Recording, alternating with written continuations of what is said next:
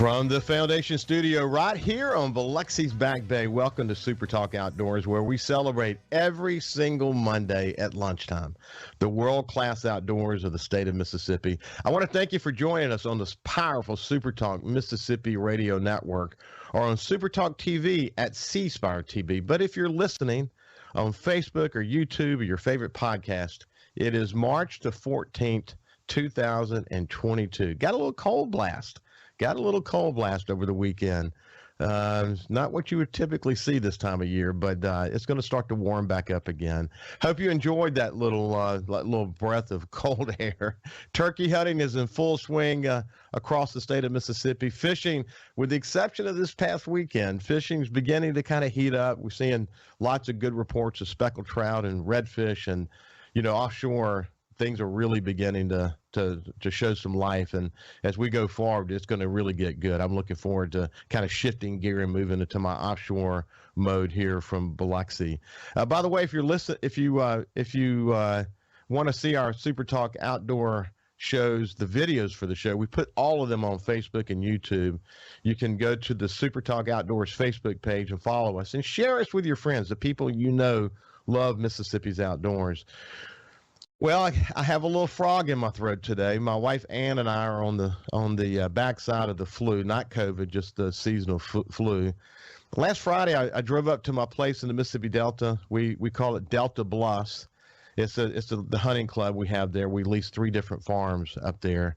My friend Mark Creech joined me there. The plan was to pull some cameras, to move a couple of stands, to clean the camp house, pick up the deer meat at BB's and Greenwood. You know the drill. I got there before Mark, and I actually was able to get the camp cleaned out, but that's about as far as I got. I felt the flu coming on. I had a really tough night Friday night, and got up in the morning and said, I think I can get back to the coast. So I made that drive back to the coast. And on the way, my wife calls me and says she's running a temperature. So the two of us, thank goodness for our doctor, Dr. Matakavari in Biloxi, and some Tamiflu and some rest, we're doing better today, even though I'm a little bit froggy still. The good news is Mark was able to get a lot of work done still at the camp, thank goodness. And, one thing that he ran across while he was out pulling some cameras was a cow grazing on one of our favorite food plots. I mean, that was not a sight that you normally see. I posted the video at our Facebook page, and it's gotten thousands of views already. I think people are bored because deer season's over. Lots of funny comments. Somebody said that was a black panther, and others said it was some kind of genetic species. Anyway, people are having a lot of fun looking at the cow video. The cow actually belongs to our neighbor Michael Gailey. The Gailey family, terrific neighbors, just some of the best people you ever want to know. He was able to go in and corral the cow back up and fix what was essentially a hole in the fence. So now let's move over to Trevor Santos, the Director of Governmental Relations and State Affairs for the National Shooting Sports Foundation. Good afternoon, Trevor. How you doing, buddy? Hey, good afternoon, Ricky. Thanks for having me on today. Thank you for joining us. So we got a lot to talk about. I mean, first of all, the work that you do in general as it relates to conservation in states is incredibly important. We're going to remind people, at least explain to them what the National Shooting Sports Foundation is all about. But before we go there, tell me, first of all, you're coming in from your home in Athens, Georgia, right? Yes, sir. Located here just outside of Athens, been here about 4.5 years after escaping Washington, D.C., where I did about a 7-year stint up there working in government relations, but grew up in Florida, so it's good to be back down south. Well, it's good. It's glad to have you here. And I know I've often quoted several people on the work that Georgia has done in the area of conservation as it relates specifically to the Outdoor Stewardship Trust Fund that I talk so much about here on this show. And we're going to come back to that in just a second. But, where did your love of the outdoors come from, Trevor? Well, Ricky, it's a bit unique because I grew up in Tampa, Florida, in the suburbs of Tampa, not a whole lot of hunting. Didn't grow up around friends that hunted, but I was very fortunate to have family in South Georgia and Albany, Georgia. And it was really my uncle who instilled a love for hunting in me at a young age, taking me out to the deer stand with him, to the dove field. And that really sparked my interest as I started to get near graduation in college and try to figure out what I wanted to do. And thankfully, that passion is what ultimately led me here today, now 12 years after graduating from college. Well, that's cool. So you went to the University of Florida. What'd you get a degree in? I did. I went to the University of Florida. Go Gators! It's tough being here in Athens, Georgia, Bulldog country as a Gator. But I was in the College of Agriculture at the University of Florida. Got a degree in food and resource economics. Honestly, had no idea what I would do with that degree. Haven't really done much with it.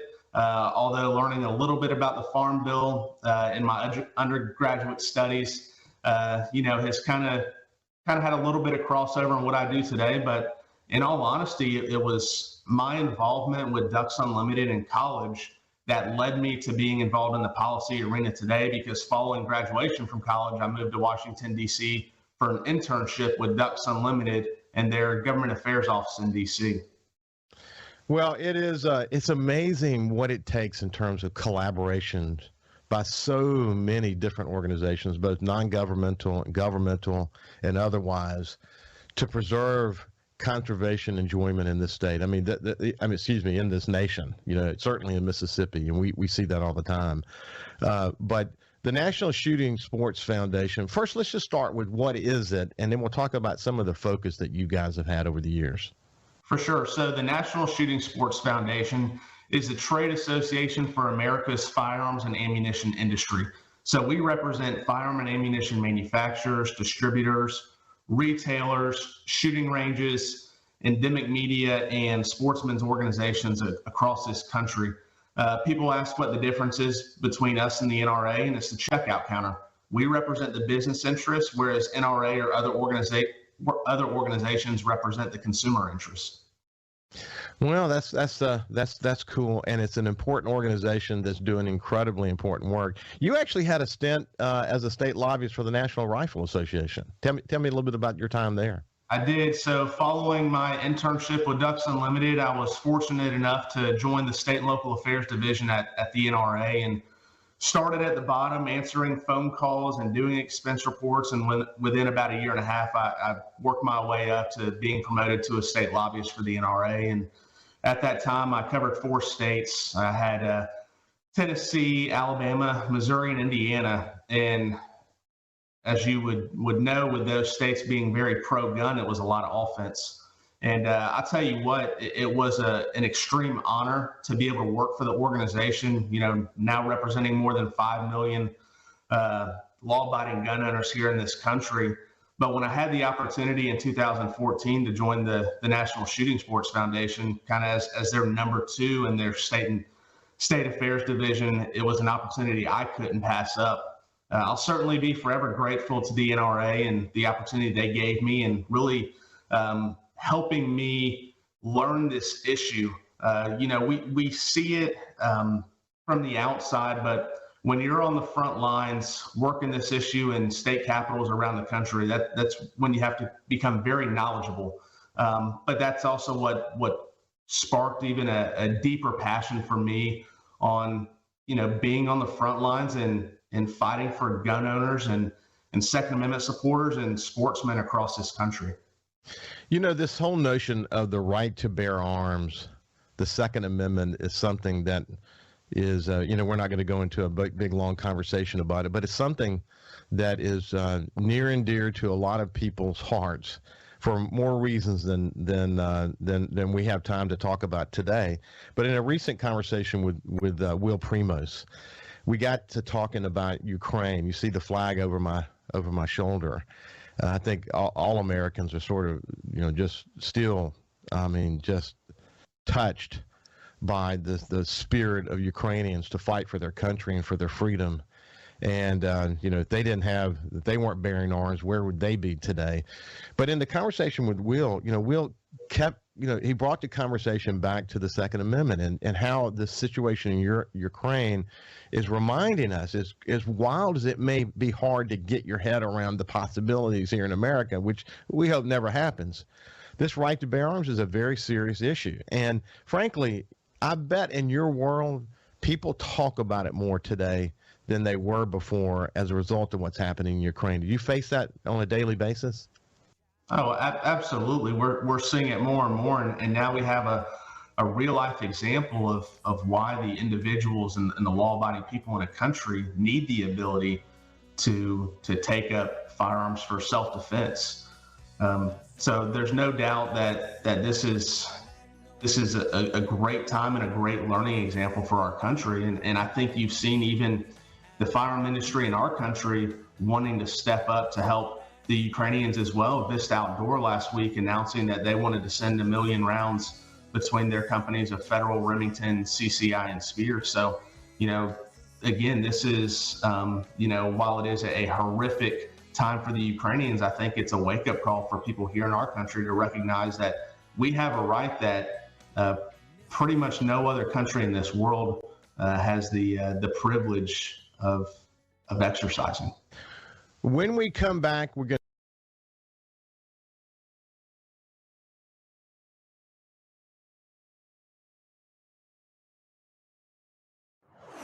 leading the conversation on Mississippi's outdoors. It's Super Talk Outdoors with Ricky Matthews on Super Talk Mississippi.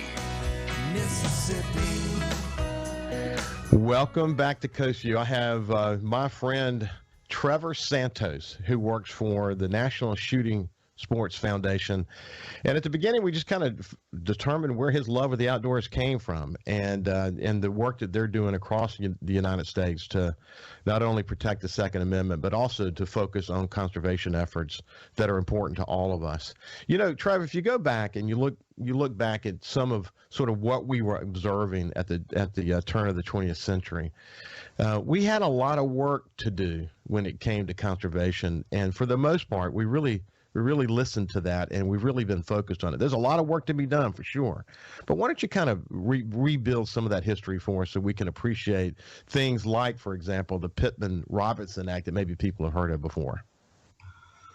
Ricky, I think as we moved into the turn of the 20th century, there was a lot of market hunting, a lot of commercial hunting, and overhunting of wildlife. And it ultimately came down on hunters recognizing that there had to be a pivot. Otherwise, what we loved or what they loved so much wouldn't exist in the next several years, much less the next decade or century. So it really was left up to hunters to decide, okay, we've got to do something about this. And it was at that same time that the firearm industry recognized that they could do something.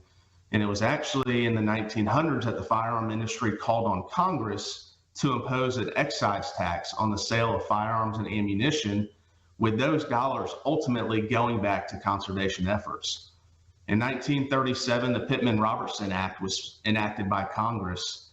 And what it did was it levied a 10% sales tax on handguns and 11% sales tax on long guns, ammunition, and archery equipment that would ultimately go into a trust fund. And once that fund was collected at the end of the year, they would then disperse it back to the state wildlife agencies to use those dollars for conservation efforts, wildlife habitat management, hunter education, shooting ranges. So it really was on the backs of hunters in the firearm industry that today's conservation efforts are possible. And it has led to some amazing investments in wildlife restoration in so many different forms across the United States. You've got a lot of responsibility in your job in multiple states, but Georgia specifically. Let's just talk about Georgia as a best practice right now as it relates to what they've done in addition to the Pittman-Robertson Act to add a whole nother layer of investment to the state of Georgia that is going to pay back for years to come. And I think one of the things I talk about on this show all the time is the reason why Mississippi needs a dedicated funding source is we need to be able to compete with states like Georgia to get federal matching funds. And the fact that we don't have a fund, we've been losing out on probably somewhere in the range of $40 million a year in matching funds. But tell us a little bit about what's happening in Georgia. So before I get into Georgia, I'll let the viewers know. So when you talk about the matching funds, those are for the Pittman-Robertson, the match. But what the state has to do is come up with 25% of those funds. So while the state is selling hunting licenses and fishing licenses, they really need other revenue sources because the hunting and fishing license are helping these agencies run. But when we talk about Georgia, back in 2018, the legislature had a resolution that would create a dedicated funding source to help the state match and get these PR dollars, or Pittman-Robertson dollars. So the legislature passed the resolution, and that was ultimately sent to the voters of Georgia, recognizing that conservation was a necessity. Georgia voters overwhelmingly approved the constitutional amendment by more than 80% of the vote. So now what you have in Georgia is a dedicated funding source, really allowing the state to have more leverage to get these federal Pittman-Robertson dollars. And as I looked last night, in 2021 and 22, the state granted more than $28 million in grants. And what the projects we're talking about are updating state parks and trails, but we're also talking about managing wildlife management areas, which for me as a hunter is extremely important because when I go out in the woods, I want to see a well-managed piece of property that is being funded by me, the taxpayer, me, a gun owner, me as someone paying for a hunting license. Well,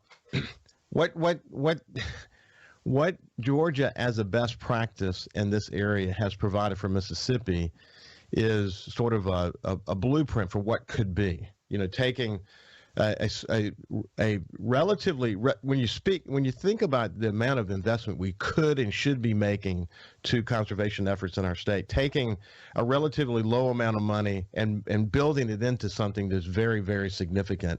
In the case of Georgia, you guys have really been a best practice. The other thing that I think, by doing it as a state referendum, by having an 80% vote, certainly the work that we've done here in the state of Mississippi certainly gives us the kind of feedback in our research that says Mississippians would support something like this in the range of 80% as well. But instead of going the referendum route, we went the legislative route, and it's been tough. I mean, the first year we made a little bit of progress, and then it stalled.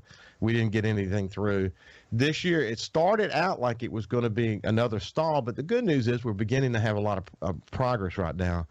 But, at the end of the day, you see what it will do for Mississippi if we create a dedicated funding source and get this bill passed, don't you? Absolutely. And what it comes down to is creating these public-private partnerships. We saw a great example of that in Mississippi several years ago when Winchester donated $1.5 million towards a shooting facility.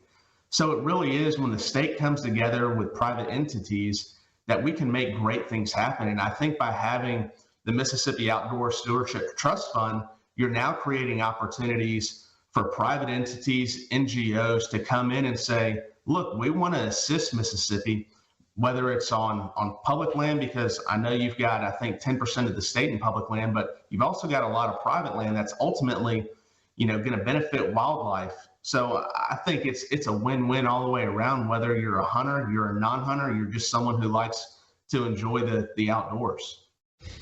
For sure. I think, again, we've made a lot of progress, and I kind of gave a pretty serious update on where we were last week. But it seems like finally we're making progress on this, this overall view that you cannot have serious conservation effort if you don't include private land. I mean, people want to think of private landowners as rich people, but the truth is most private landowners in Mississippi don't have the means to do the kind of conservation efforts that we need to be doing in the state.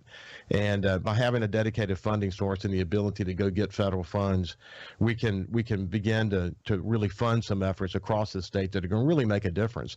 And you've seen that. It's interesting that you've continued to be involved in organizations like Ducks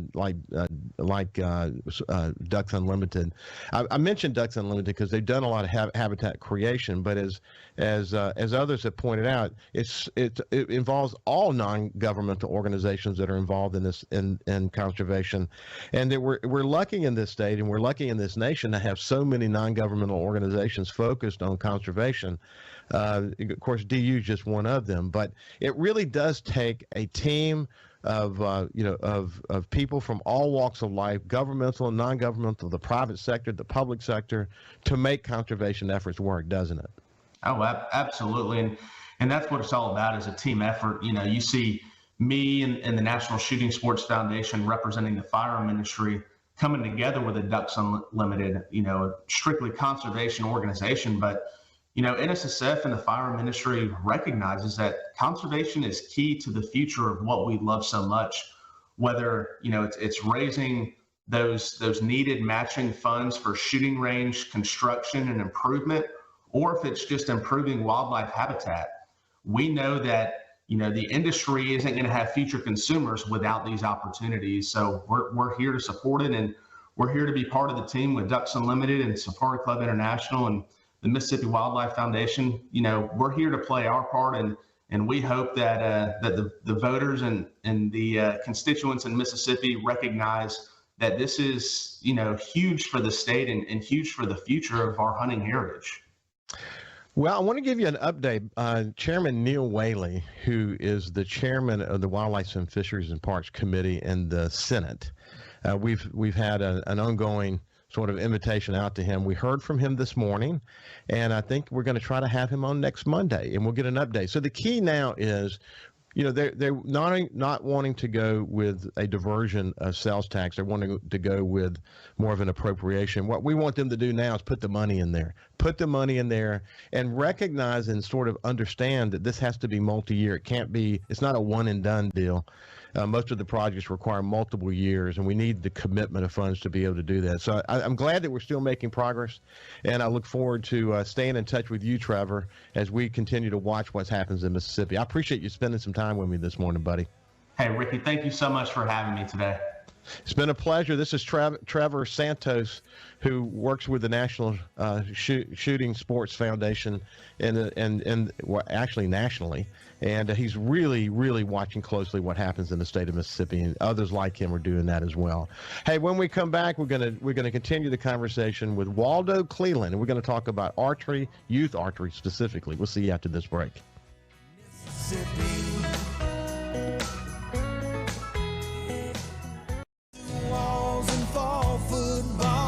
Welcome back to Super Talk Outdoors from the Foundation Studio right here on Biloxi's Back Bay. As I mentioned at the beginning of the show, my wife Ann and I are overcoming, we're on the backside of the flu, so I'm a little froggy this morning, but enjoying another Super Talk Outdoors. I especially enjoyed having that conversation with Trevor Santos. We need people like Trevor who really have a view of what's happening across the United States. To help us find those best practices and bring them back to Mississippi. And the fact that he's working with people like Ed Penny and Alex Littlejohn and a long list of other organizations focused on helping preserve and enhance the conservation enjoyment we have here in the state of Mississippi. We really appreciate that. And we appreciate him and his organization working so closely with us. So anyway, now let's shift gears and move over to someone I've really been looking forward to having a conversation with and getting to know better.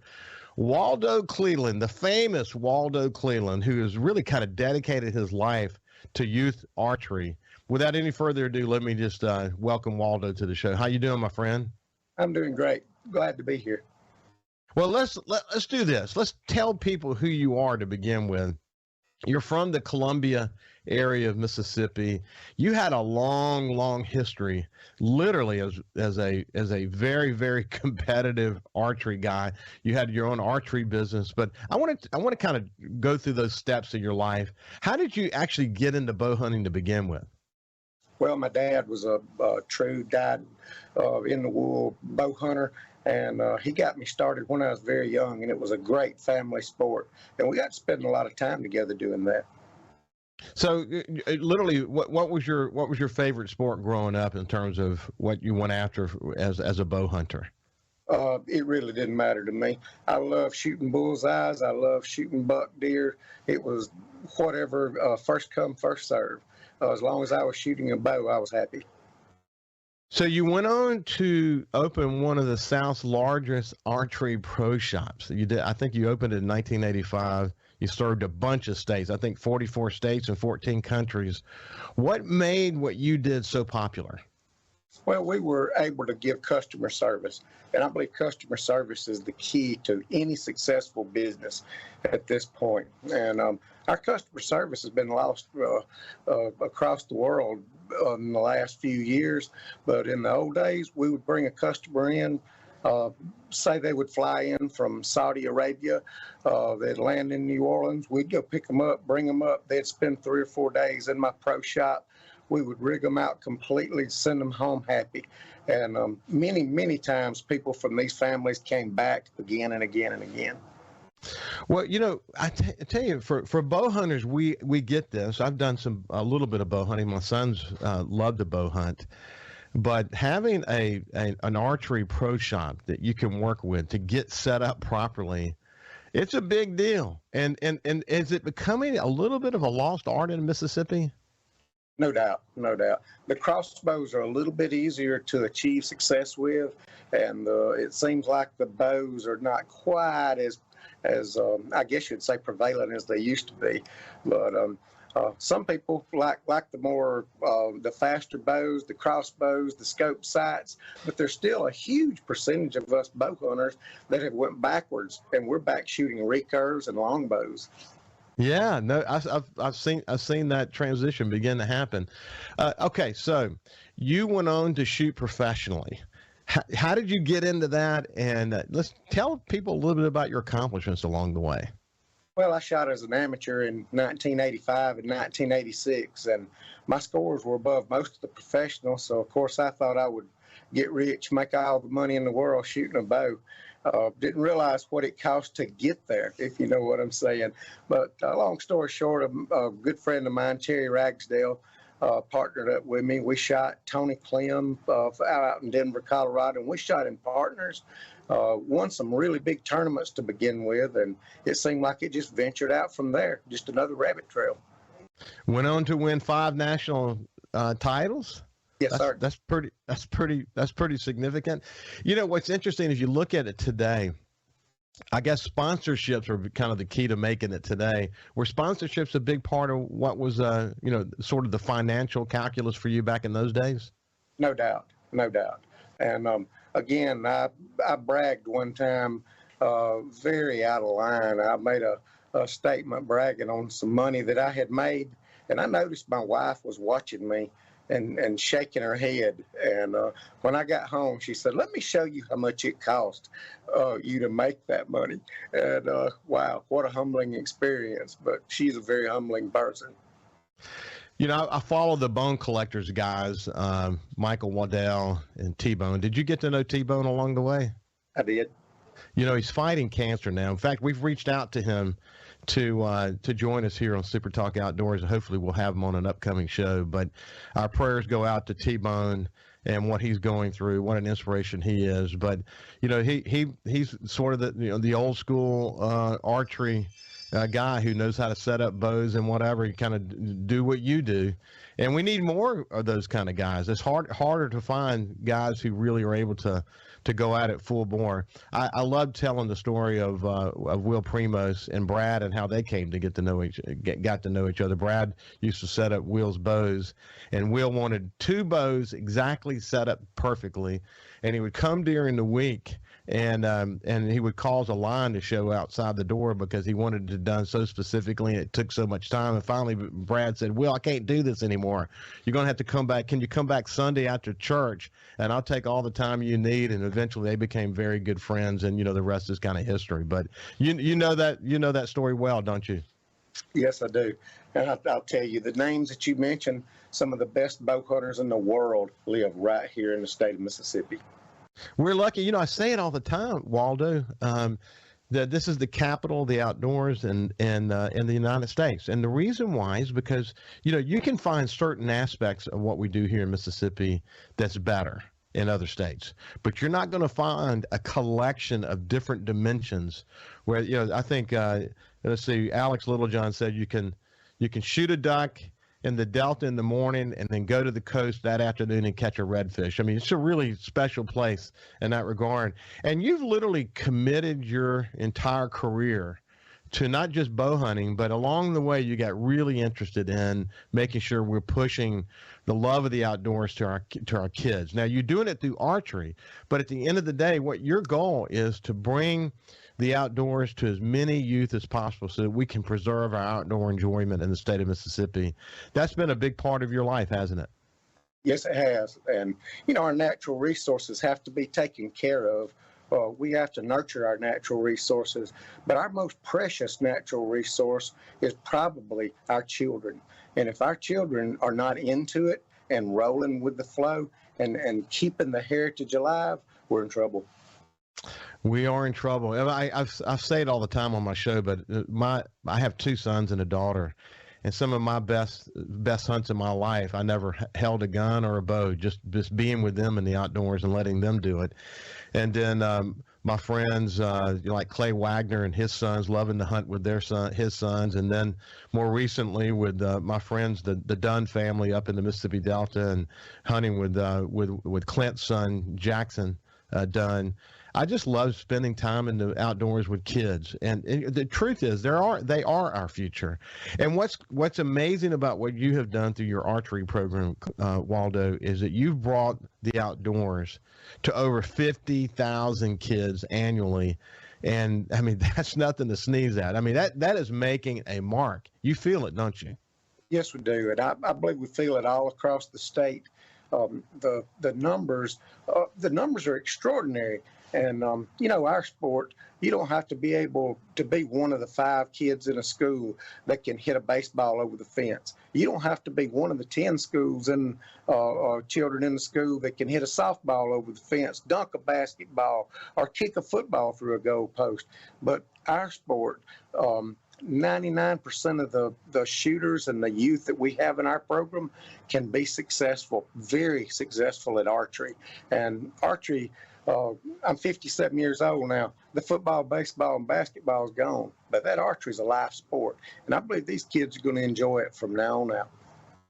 Well, what happened? Okay, so you come from sort of winning national championships and working to involve more kids in the effort. Things kind of progress, and you end up becoming the director of the Archery in Mississippi Schools program, which is better known as AIMS, and it continues to evolve to this day. You have made marks in more ways than one. And when we come back, I want to talk a little bit about what that journey's been like to form AIMS and sort of where the program is today, and how did you get to the point of somewhere between 50 and 100,000 students involved in that program. That is remarkable, Waldo. When we come back, we'll continue our conversation with Waldo Cleveland. See you after this break.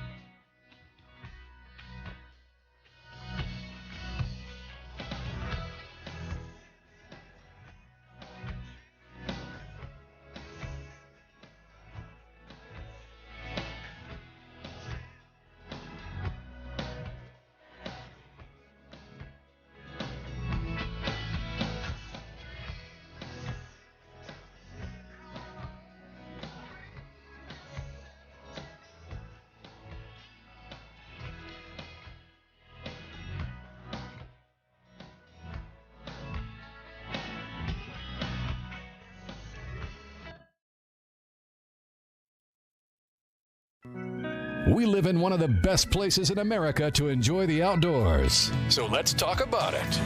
It's Super Talk Outdoors with Ricky Matthews on Super Talk, Mississippi.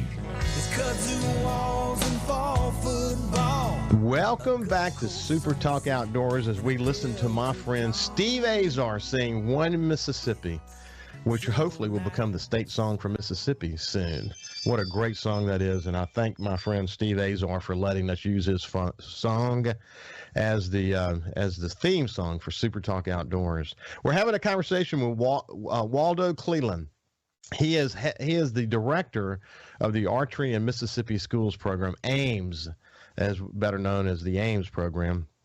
He's got a long history in archery, and I mean, literally between 50 and 100,000 kids a year involved in this program. It's really incredible. So let's come back first of all, where are you coming from right now, Waldo? I'm at the Archery Center in Jackson. Tell me about that Archery Center. Wow, this Archery Center is unbelievable. It's got a full indoor range. Our collegiate archers practicing here, our high school archers practicing here, middle school all the way down. We've got indoor, outdoor ranges. We've got 3D ranges. We've got spot ranges. We've even got skeet throwing machines to shoot skeet with a bow and arrow. So we probably, this is the finest archery center across the nation. I love it. The capital of the outdoors. The capital of the, hey, listen, when you're the capital of the outdoors in the U.S., you got to have first-class facilities. You got to have first-class private land enjoyment. You've got to have good coordination with private landowners so that we can all be into conservation together.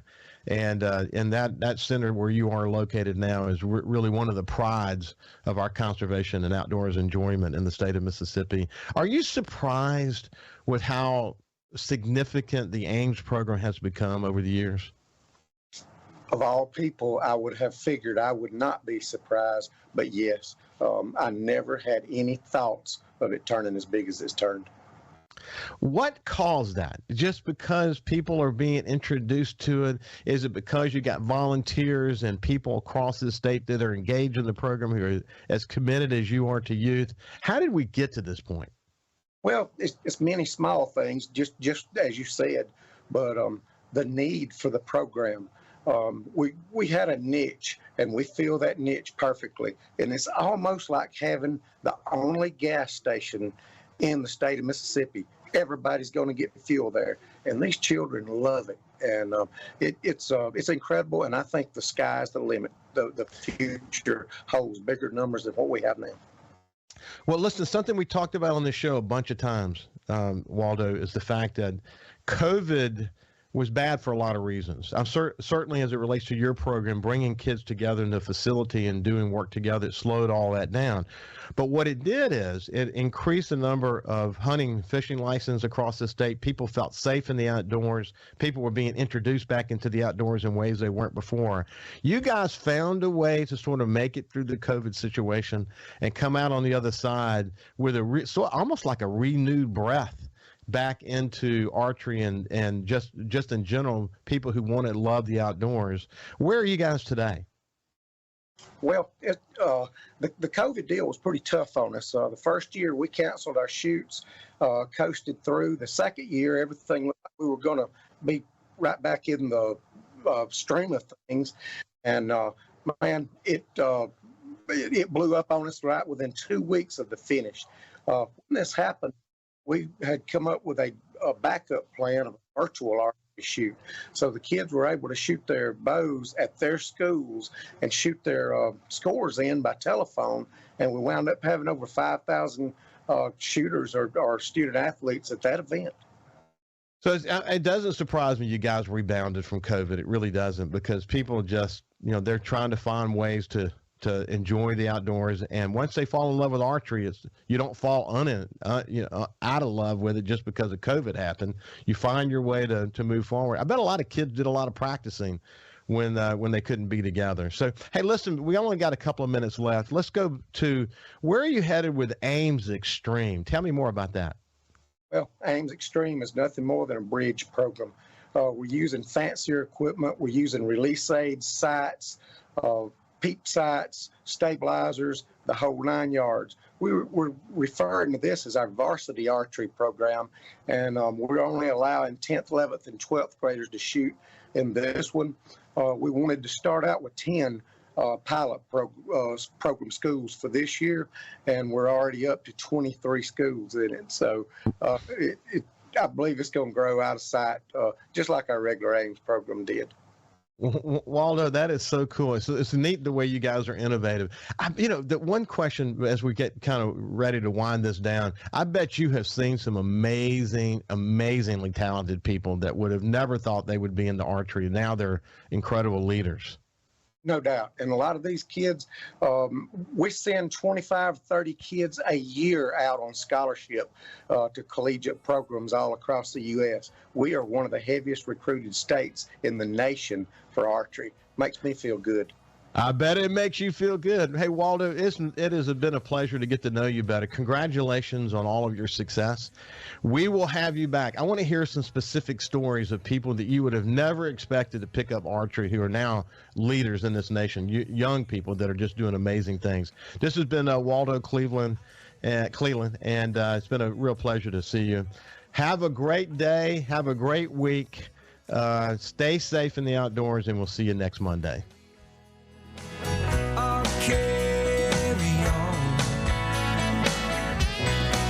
Mississippi.